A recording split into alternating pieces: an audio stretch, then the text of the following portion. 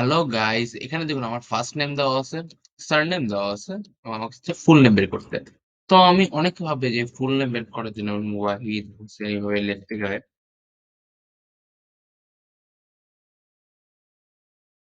অনেক টাইম লেগে যাবে, তাই না? অনেক টাইম লেগে যাচ্ছে।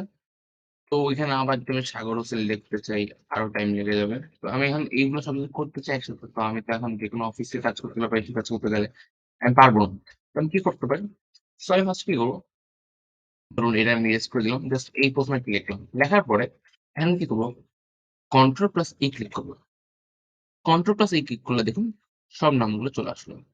সাগর হাসান, চন্দে, জীবকুন্ডু, সুকুইপথ দেখুন সব চলে আসলো এক ক্লিকে। যদি ভিডিওটি ভালো লেগে থাকে অবশ্যই লাইক করবেন এবং এরকম মজার ট্রিক্স পেতে আমার চ্যানেলটি সাবস্ক্রাইব করবেন। Thanks for watching.